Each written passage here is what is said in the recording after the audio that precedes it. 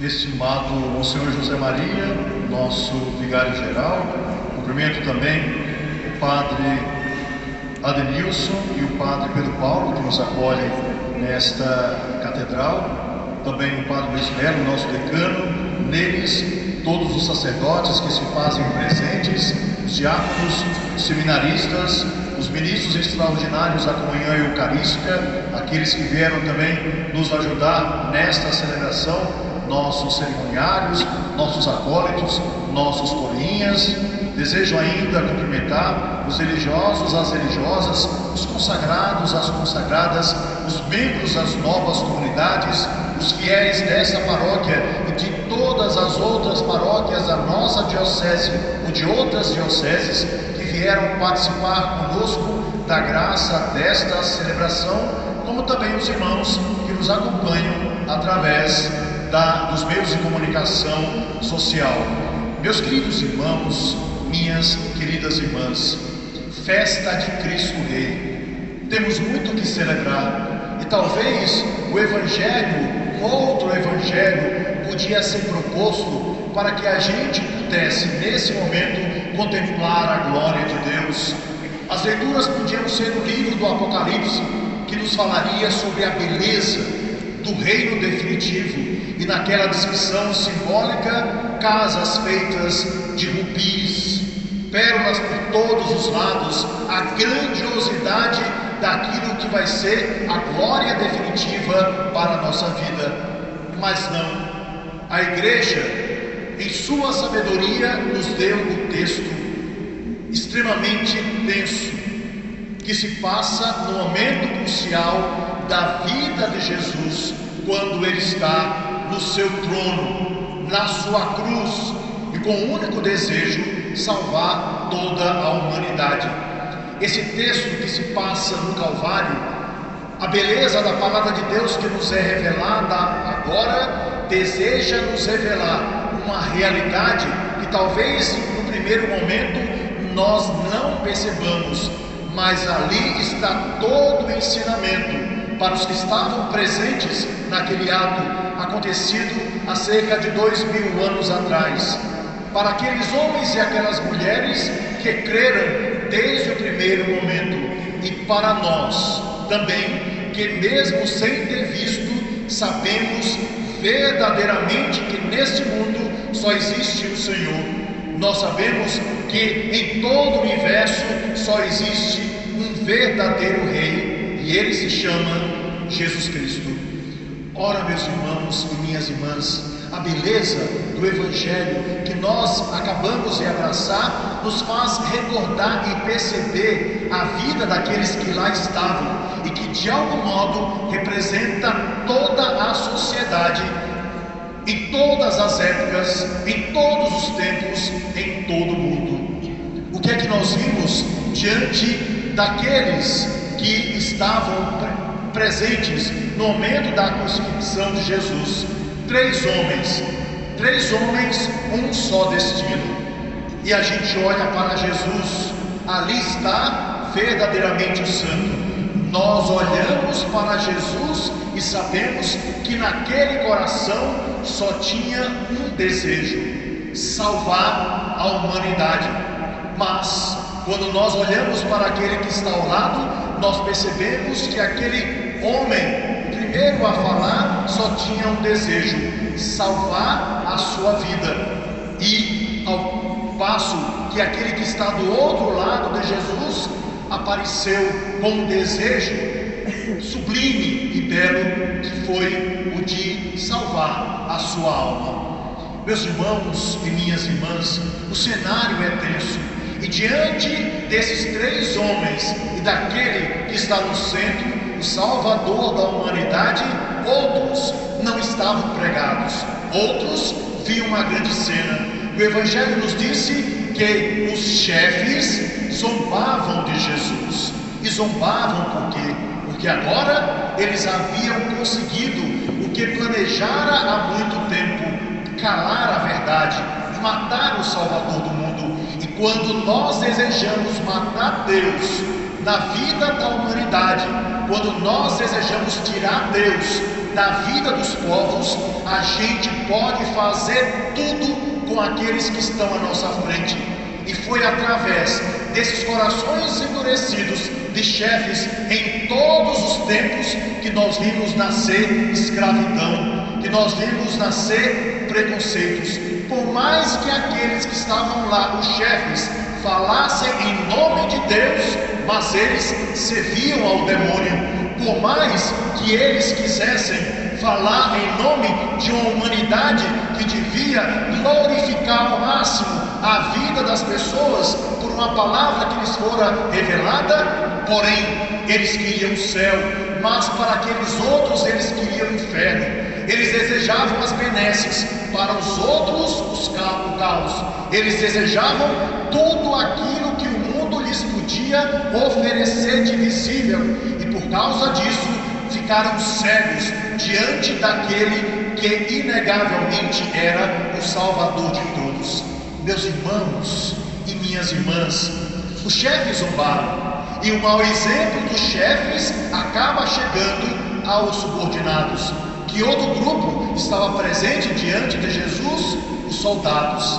E aqueles homens que estavam ali, infelizmente, é aquilo que nós chamamos, numa linguagem popular, de pau mandado. Ou seja, era um grupo de homens que eram verdadeiramente servidores do Estado, mas foram homens que ao longo dos anos foram animalizados. Homens que ao longo do tempo perderam a consciência de que eles eram pessoas como as outras pessoas, e mesmo em suas casas, amando seus filhos, amando suas esposas, com grandes sonhos que desejavam de uma realização pessoal, mesmo assim, esses homens, por causa da função que exerciam, se tornaram verdadeiramente lobos daqueles que estavam pregados na cruz. Qual o resultado disso?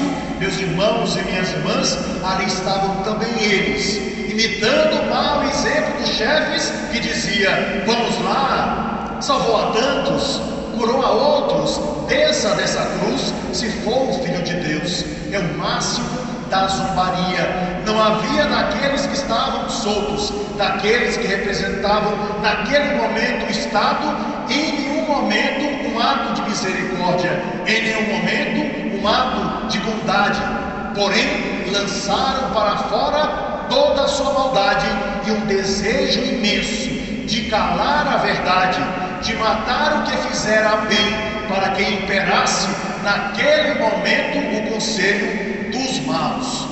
Ora, meus irmãos e minhas irmãs, em meio a esse cenário de um aparente caos, uma vida se dá, e cada um naquele momento apresenta o seu coração.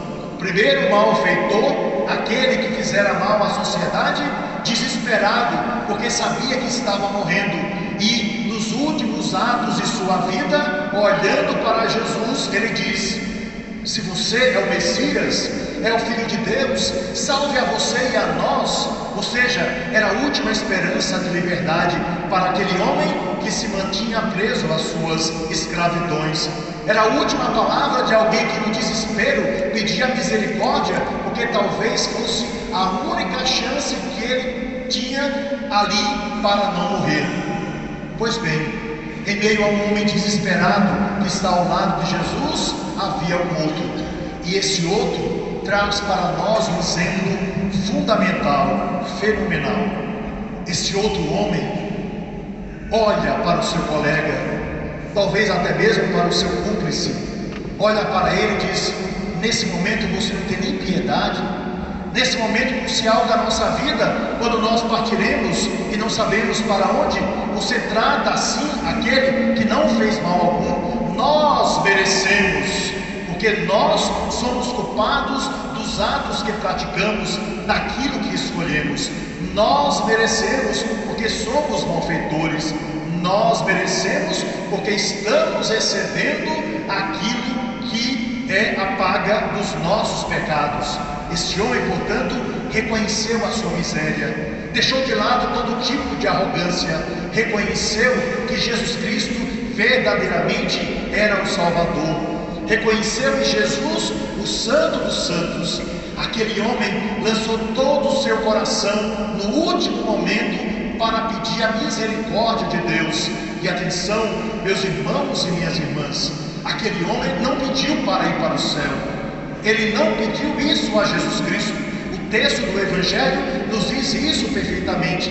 Ele queria tão somente que, em meio às dificuldades da vida, que em meio àquele momento definitivo, ele, sabendo que certamente pela tradição do seu povo iria para o inferno, suplicou: Senhor, quando chegar no paraíso, lembre-se de mim. Ou seja, eu serei consolado, seja lá onde eu estiver, pelo menos pelo seu pensamento, pelo menos pela sua lembrança, pelo menos pela recordação desse momento. Era um pedido humilde de misericórdia, ou seja, que tudo seja feito conforme a vossa vontade. Era um homem que na sua humildade foi capaz de pedir tão somente isso a Jesus: lembre-se de mim. Ora, meus irmãos e minhas irmãs, quem age com tanta humildade, quem age com um coração tão cheio de súplica, quem age reconhecendo a verdade que está diante dos seus olhos, só podia receber de Jesus uma resposta definitiva. Jesus não apenas disse àquele homem que lembraria dele quando ele chegasse no reino, mas aquele que é Senhor, coroado de espinhos, em meio aos seus sofrimentos, tudo por causa de uma humanidade que não recebeu, vai dizer para esse homem: hoje mesmo estarás comigo no paraíso. Recordando uma palavra que o homem anterior disse: mas dizei uma palavra e serei salvo. Recordando todos aqueles com humildade, aquela mulher hemorroísa que tocou no manto de Jesus, aquela mulher sírio-fenícia que disse que os cães também comiam das migalhas que caíam da mesa dos seus donos, recordando aqueles que ao longo do caminho, cegos ou nas mais diferentes situações da vida, suplicaram a Deus, gritaram o nome de Jesus, daqueles que subindo em árvores quiseram enxergar Jesus apenas para ter a alegria de um olho, de um olhar, de uma vida, de um rosto que se voltava para eles, porque esses sim necessitavam de misericórdia. Meus irmãos e minhas irmãs, estamos celebrando Cristo, Rei do Universo, e esse Rei tem o poder dos poderes, que é o poder de ser misericordioso para conosco, de ser amoroso, de ser verdadeiramente um coração que desabrocha em alegria para nos salvar. Eis a grande graça que nós estamos celebrando. Nosso Rei é amor, é misericórdia. Nosso Rei se desdobra, bastando única e exclusivamente que tenhamos a coragem de reconhecer quem nós somos e não a fantasia que criamos para nós mesmos, reconhecendo tão somente a possibilidade de saber que através de uma palavra de amor toda a nossa vida pode ser transformada. Hoje estamos aqui, Igreja Diocesana, rezando por toda a humanidade, rezando pela unidade, pela união do nosso Brasil, rezando para que a gente consiga realizar diante de Jesus o projeto que Ele nos trouxe de justiça, de amor e de paz. Eis a grande bênção que nós desejamos. E meus irmãos e minhas irmãs, eis a grande graça. Não estávamos lá, não vimos, mas temos fé, acreditamos e somos seguidores. Eis a grande graça. Daí a necessidade de rezarmos pelos que não rezam, de fazer com que outros homens e mulheres compreendam essa verdade revelada, realidade de amor, realidade de misericórdia e ao mesmo tempo realidade de justiça. Porque se existe algo que nós precisamos fazer como justiça diante de Deus, é reconhecê-lo como Senhor e colaborar com a transformação de toda a realidade que está diante dos nossos olhos. Eis a grande graça do dia de hoje.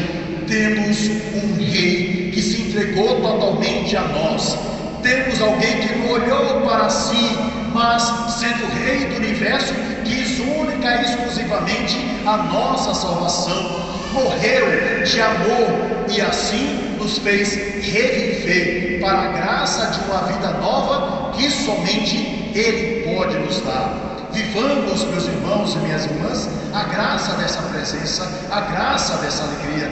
O céu já se antecipou diante dos nossos olhos pela Eucaristia que nós damos aos irmãos, presença verdadeira do Senhor Jesus Cristo em nosso meio, pelo nosso testemunho de vida, pela nossa alegria, por essa palavra que transforma o coração da humanidade, quando nós damos a essa humanidade o que ela necessita, e o que a humanidade precisa verdadeiramente é de Deus, para que assim tudo seja transformado. Querem dominar os homens?